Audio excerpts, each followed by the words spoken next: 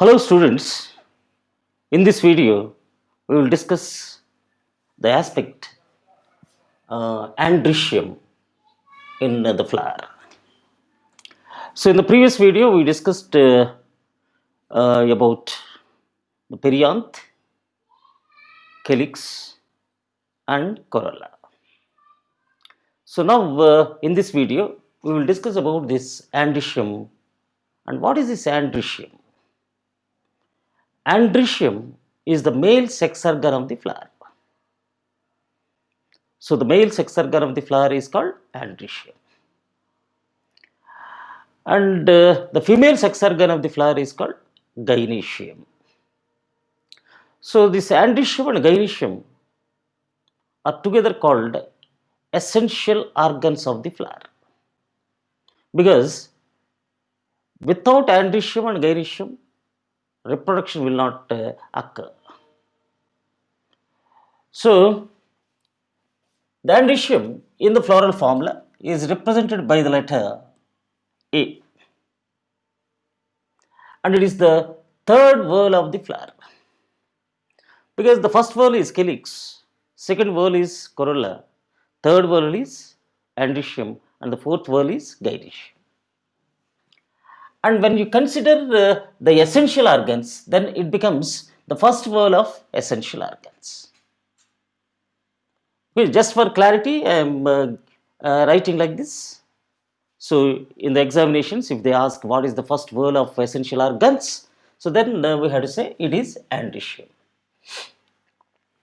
And the units are members of this androecium is called stamen. So what makes androecium? Stamens will make androecium, and the stamens are equivalent to microsporophylls.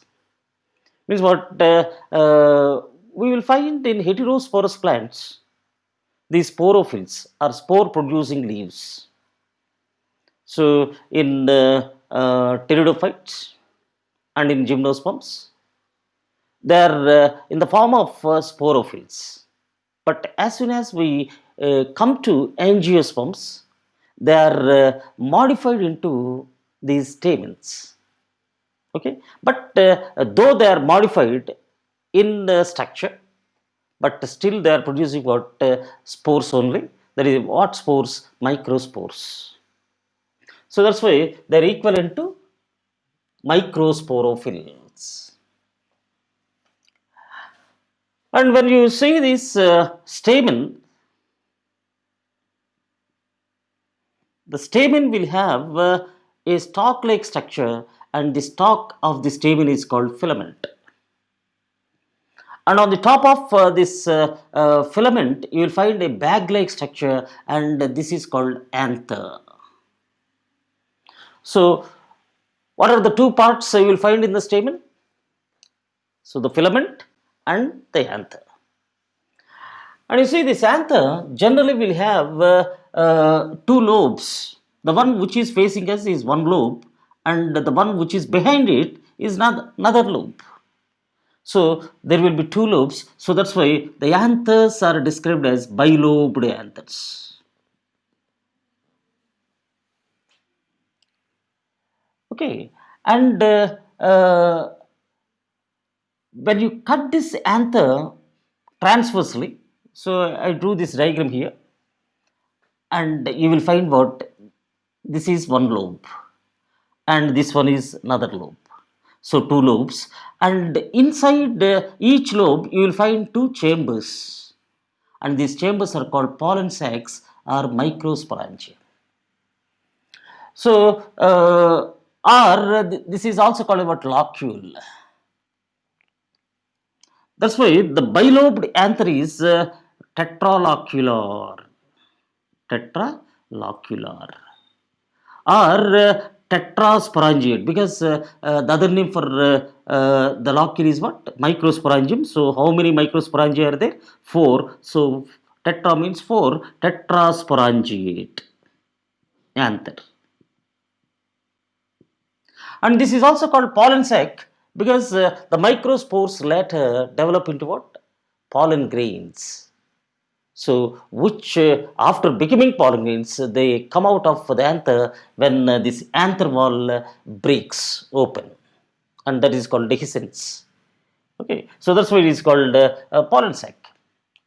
But remember one thing, that sometimes in some plants, in their flowers, you will find only filament. And remember that filament is sterile part of the stamen, whereas anther is the fertile part of the stamen. So here only filament is there and no fertile part, that is anther is not there. Such stamens are called staminodes. And such staminodes you will find among the plants like cassia and tamarindus, which belong to Cisalpinaceae family. But it doesn't mean that all stamens in that flower are not staminodes. And generally, they have 10 stamens. Out of 10 stamens, 3 of them are sterile. There is about 3 only staminodes, and the remaining 7 are fertile. Okay, now let us see how many stamens are present in a flower. That is the question. So, the number of stamens will vary from species to species. Of course, some flowers will have a single stamen, and that is called monandrous flower. Some will have two stamens, diandrous, three triandrous, four tetrandrous, five pentandrous, six hexandrous, seven heptandrous, okay, eight octandrous, nine nonandrous, 10 decandrous, and more than 10, okay, so multiandrous. But the thing is that we have in the syllabus some families like okay, Fabaceae, Solanaceae, and Liliaceae. And if we take these three families into consideration, so I wrote here number of stamens may be 5 in the flowers of Solanaceae, and there are 6 in the flowers of Liliaceae, and there are 10 in the flowers of Fabaceae.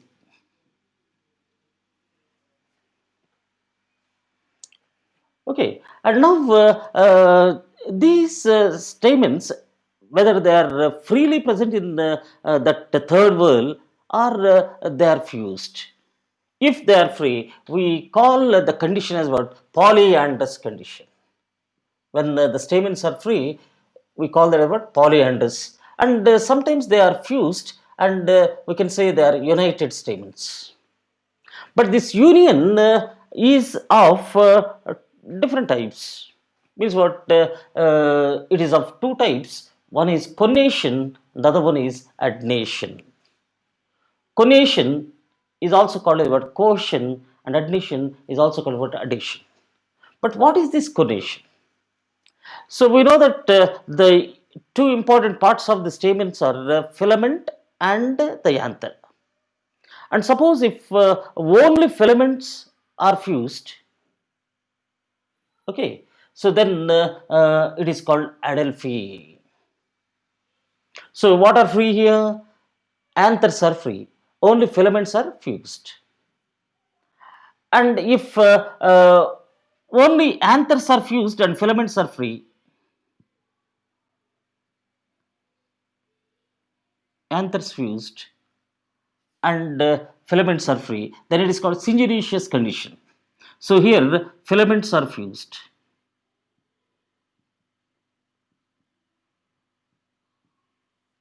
So I hope you understand it. Conation means what? It is the fusion of the stamen with another stamen. Fusion among the stamens itself is called conation. Then what is adnation? So the fusion of stamen with other floral parts is called adnation. That is what just attachment. Okay, so now let us see the details. This adelphi, here filaments are fused and anthers are free, and as a result of which bundles, the stamens in the flower will appear like bundles, and based on the number of bundles formed by this fusion will be different. Sometimes a single bundle may be formed, Sometimes they appear like two bundles. Sometimes many bundles are formed.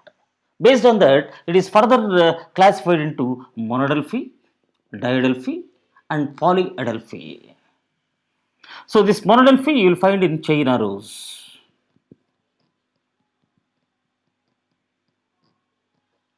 And diadelphy you will find in generally in Fabaceae family, but I am writing Pisum sativum. That is garden pea. Okay, and in polyadelphy, you will find this polyadelphous condition in citrus.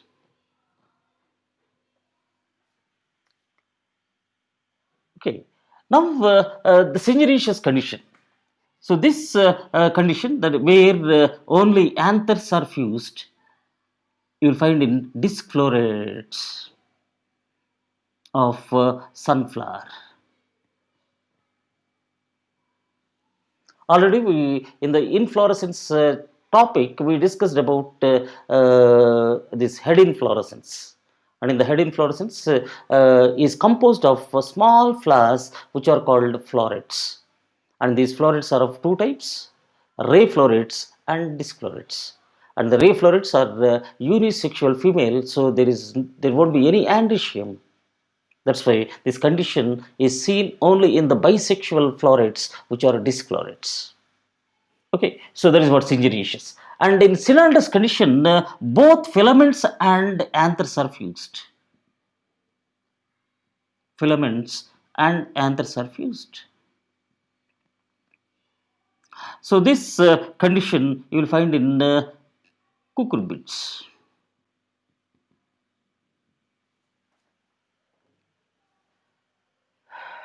Okay, now let us come to this one, adnation. So in adnation, the stamens will be attached to other floral parts. If they are attached to tepals, or they may be attached to sepals, or they may be attached to petals, or they may be attached to gynoecium. I hope you understand here. So, when the stamens are attached to tepals or sepals, petals or gynoecium, so then it is called what? Adnation. But specific names are given here, or specific terms are there. Okay, the terminology you have to memorize. So when they are attached to tepals, as in lily, example, lily of Liliaceae family, this is called epiphyllous condition or epitepalous condition. And if the stamens are found attached to sepals, it is called episepalous condition. And the example for this is silver oak. Silver oak. And epipetalous condition you will find in the Solanaceae family.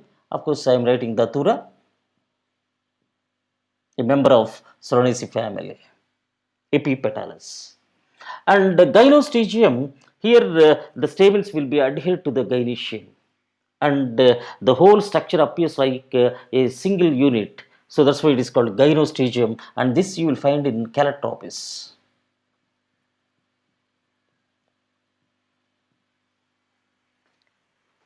Okay, like that you will find this union of stamens which is of different types.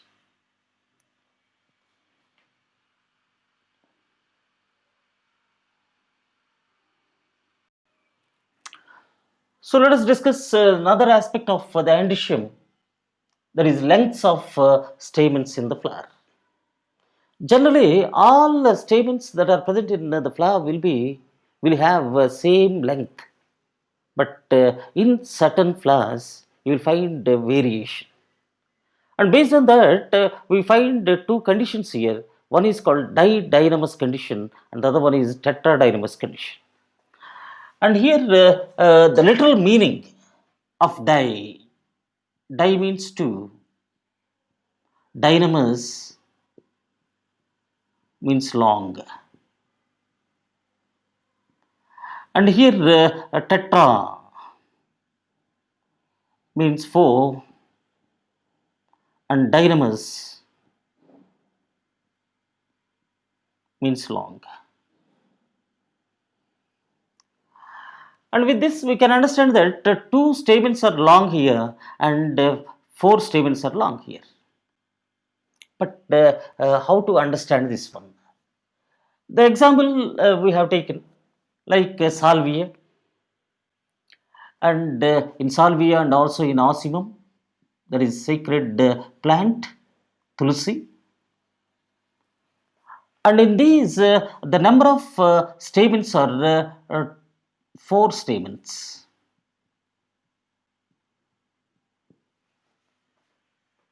And out of these four stamens, two are long and two are short. That's why this is called didynamous condition, two long stamens. And when we come to mustard or brassica of Brassicaceae family, okay, and the flowers of mustard will have six stamens. And here the outer two are short and the inner four are long. So these two terms are based on the long stamens. That we have to understand. We have to remember. So this is called didynamous. Means what? Two long stamens, and here tetradynamous, four long stamens.